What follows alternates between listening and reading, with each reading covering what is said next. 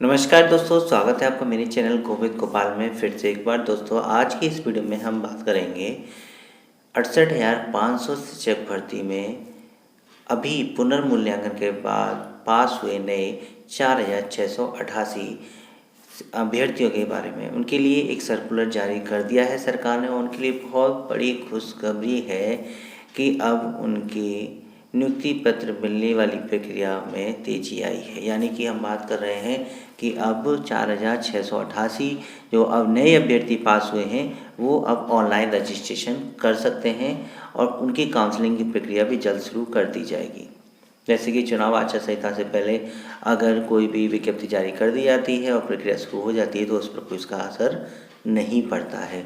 तो विज्ञप्ति जारी हो चुकी है और उन्होंने सारा सर्कुलर भी जारी कर दिया है। यानी अब जो 4,688 नवनियुक्त पास हुए थे उनमें 45 अभ्यर्थी और जोड़ दिए गए हैं जो पहले पास हो गए थे। इसके बारे में हम पहले ही बता चुके थे कि 45 पास हो गए थे, तो वो 45 जोड़ के 4,733 लगभग अभ्यर्थी इसमें ऑनलाइन आवेदन करेंगे। ये आवेदन होगा आपका 1 मार्च से 5 मार्च के बीच में। आप दोपहर को 12 बजे के बाद ये वेबसाइट पर अपना ऑनलाइन रजिस्ट्रेशन कर सकते हैं। इस रजिस्ट्रेशन से संबंधित सारे दिशा निर्देश उस विज्ञप्ति में दे रखे हैं और वो विज्ञप्ति मेरे नीचे जो डिस्क्रिप्शन लिंक दे रखा है उस डिस्क्रिप्शन में वेबसाइट का नाम है www.govindgopal.com। उस पर मैंने लिंक डाल दिया है, आप उस पर जाके भी इसको देख सकते हैं। साथ के साथ आप upbasicsuboard.government.in पर भी जाकर उसको डायरेक्ट देख सकते हैं। तो इस विज्ञप्ति में क्या है, चलिए हम आपको थोड़ा बता देते हैं। उसी में एंड में आपको 1 मार्च से लेके 5 मार्च तक आपको ऑनलाइन रजिस्ट्रेशन करना है। ऑनलाइन रजिस्ट्रेशन करते वक्त आपको केवल अपनी शिक्षक भर्ती परीक्षा के रोल नंबर वगैरह जो उससे संबंधित डेट ऑफ बर्थ को ही फिल करना है। और जैसे ही आप उसको फिल करेंगे रोल नंबर को अपने को, तो आपकी वो सारी डिटेल आपके सामने आ जाएगी जो आपने शिक्षक भर्ती परीक्षा के ऑनलाइन रजिस्ट्रेशन में भरी थी। यानी कि आपका ऑनलाइन रजिस्ट्रेशन कराने में जो ज़्यादा समय लगता था वो लगभग बिल्कुल ख़त्म हो जाएगा। सारी फीडिंग पहले से ही आपके सामने स्क्रीन पर आ जाएंगी और उसमें आप कोई चेंज भी नहीं कर सकते हैं। ये घपलेबाजी रोकने के लिए भी कहा है, फ्रॉड के लिए सरकार के द्वारा ये प्रक्रिया लगाई गई थी कि इससे जो है फर्जी फाड़े में थोड़ी कमी आएगी। लेकिन अच्छा है, इससे कभी काफ़ी समय बचता है और आपकी फीडिंग पहले से उसमें होती है। बस आपको अब अपने अनुभव और ये इसमें जितने मार्क्स मिले हैं वो और आपको भरने पड़ते हैं। तो इसमें जब आप रजिस्ट्रेशन पूरा कर देंगे तो आपके पास एक OTP आएगा। उस OTP को आपको फिल करना पड़ेगा ताकि पता चले कि वो रजिस्ट्रेशन नंबर और आपका फ़ोन नंबर एक ही है। अब दिक्कत यहाँ आई थी, पिछली बार भी 68,500 शिक्षक भर्ती में यही समस्या सेम आई थी कि जिनका फ़ोन नंबर खो गए हैं उस समय रजिस्ट्रेशन में, तो वो अब इस समय कैसे OTP लेंगे और कैसे प्रक्रिया को पूरा करेंगे। तो उसके लिए भी उसमें सर्कुलर में दिया गया है कि आप 1 मार्च और 2 मार्च को एक परफॉर्मा दे रखा है नेट पर, उसको डाउनलोड करके उसे फिल करके PNP पर जाके अपने फ़ोन नंबर को अपडेट करा सकते हैं कि अब आप कौन सा फ़ोन नंबर चला रहे हैं। तो इसलिए वे अभ्यर्थी विशेषकर सावधान रहें, ध्यान रहे कि 1 से 5 मार्च के बीच में ही 1 और 2 मार्च को ही उन्हें अपना फ़ोन नंबर अपडेट कराना होगा PNP जाकर। तो ये तो रही उससे रिलेटेड बात की आखिर इस विज्ञप्ति में 4,668 अभ्यर्थियों को, 45 अभ्यर्थियों को कैसे कैसे आवेदन करना है। फ़ीस की बात आपको पता ही है, 500 रुपये का ड्राफ्ट बनेगा और 200 रुपये का ड्राफ्ट बनेगा SC और ST के लिए, 500 का है OBC और जनरल के लिए ड्राफ्ट बनेगा। और किसके नाम बनेगा सारी डिटेल आपको उसमें मिल जाएगी। तो आप देख सकते हैं उसमें। और आपको बहुत बहुत बधाई और बहुत बहुत शुभकामनाएं कि जल्द से जल्द आप शिक्षक भर्ती की इस प्रक्रिया को पूर्ण करते हुए सहायक अध्यापक पद पर विराजमान हो। हम निश्चित तौर पर ये प्रक्रिया चुनाव से पहले तेज़ी से पूर्ण होने की कगार पर होगी। जल्दी ही ये तेज़ी से पूरी हो जाएगी। और इसके बाद जो हम अगली खबर जो बताएंगे वो है थोड़ी सी शिक्षा में से रिलेटेड है और थोड़ी सी एक जनरल न्यूज है जिस पर आज हम थोड़ा विचार विमर्श कर लेते हैं।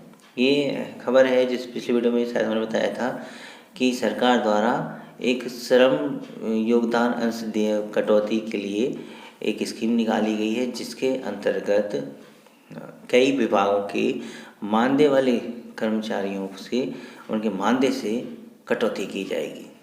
यानी कि जैसे कि सर एक तरह समझ लीजिए जैसे कि सरकारी अध्यापक के, सरकारी कर्मचारी के खाते से एनपीएस की कटौती की प्रक्रिया इस समय चल रही है, उसी तरह मानदेय वालों के लिए भी ये चालू लागू कर दी गई है।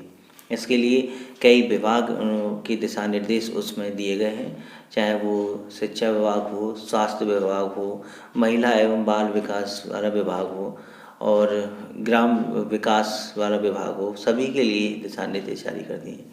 ग्राम विकास विभाग से रोजगार सेवक और मनरेगा श्रमिकों के मानदेय से कटौती के निर्देश दिए हैं।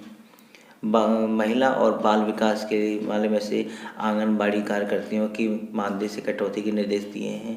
स्वास्थ्य विभाग से आशा कर्मियों के मानदेय कटौती दिए हैं। और अब बात आती है शिक्षा विभाग से। शिक्षा विभाग के कर्मचारियों में केवल रसोइयों के मानदेय से कटौती करने के निर्देश दिए हैं। यानी कि उसमें केवल रसोइया शब्द दे रखा है, क्योंकि उनको मानदेय पे 1000 रुपये मिलते हैं। अब ये बात अलग है सरकार कितना बढ़ाती है, लेकिन बात यहाँ है कि यहाँ पर कहीं भी शिक्षा मित्र शब्द नहीं आया कि शिक्षा मित्रों के मानदेय से भी कटौती की जाए पेंशन के लिए। अब बात यहाँ आती है कि जब शिक्षा मित्र ऐसा नाम नहीं है तो कई 1-2 जिले से बीएसए साहब ने आदेश जारी कर दिए हैं शिक्षा मित्रों की कटौती के लिए। शायद बलरामपुर से है और बलरामपुर से भी बीएसए ने ये आदेश जारी कर दिया है कि शिक्षा मित्रों की कटौती अनुदान में की जाए। लेकिन अब इसको 2 तर्कों में बातें ले रहे हैं। हम 2 तर्कों की बातें बताते हैं कि पहला तो तर्क ये कहते हैं कि अच्छा है इसमें शिक्षा मित्र का नाम सरकार ने जिक्र नहीं किया, क्योंकि सरकार जानती है कि शिक्षा मित्रों का जो मानदेय है वो अब नहीं रहेगा, क्योंकि वो समाजन बहाल होने जा रहा है।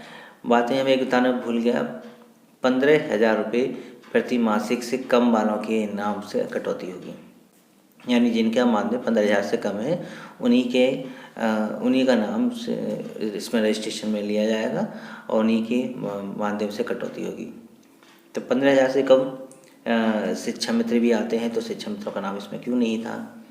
तो यहाँ बात ये भी आती है कि कुछ संगठन के लोग ये कह रहे हैं कि अच्छी खबर है कि इसमें नाम शिक्षा मित्रों का नहीं है, इसका मतलब सरकार शिक्षा मित्रों का समायोजन बहाल करने जा रही है। जैसा कि डिप्टी सीएम साहब ने श्रावस्ती के सम्मेलन में कहा था कि सरकार शिक्षा मित्रों के समायोजन के बारे में सोच रही है।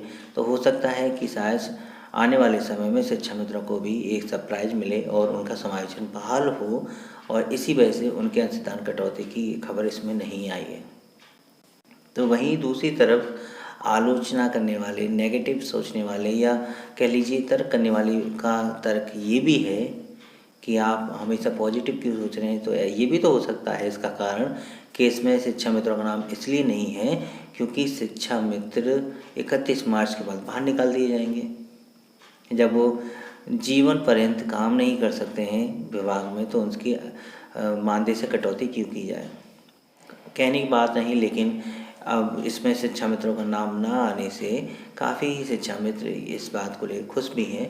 और खुशी की बात भी है कि इसमें शिक्षा मित्र के अंशदान कटौती नहीं की जा रही है, क्योंकि शिक्षा मित्र हो सकता है उनका मानदेय एक तो 15,000 से ऊपर हो जाए, 15,000 तक की बात कीजिए तो हो सकता है 15,000 से ऊपर हो जाए, 17,500 हो जाए, जो भी हो जाए, या फिर हो सकता है कि समायोजन बहाल हो जाए। इसलिए उन शिक्षा मित्रों का नाम इस आदेश में नहीं दिया गया है। इस आदेश की कॉपी आप नीचे मेरी वेबसाइट लिंक पे जाके देख सकते हैं। नीचे डिस्क्रिप्शन लिंक दे रखा है, उस पर जाके देखिए मैं अपलोड कर दूंगा। तो यहाँ पर बात आती है कि इस आदेश में आखिर क्या राज छुपा है। हृदय दुबे जी हैं, वो ये कह रहे हैं कि कुछ बीएसए के द्वारा जो शिक्षा मित्रों के मानदेय से कटौती की बात चल रही है, तो इसका विरोध शिक्षा मित्रों को करना चाहिए, क्योंकि इसमें शिक्षा मित्रों का नाम नहीं है। एक बार और त्रिभुवन सिंह ने दिल्ली में जाके किसी संस्थान में जाके शिक्षा मित्रों के भविष्य को सुरक्षित करते हुए कुछ पैसे की कटौती पीपीएफ अकाउंट में करने की बात कही थी। वहाँ भी ऐसी बात आई थी।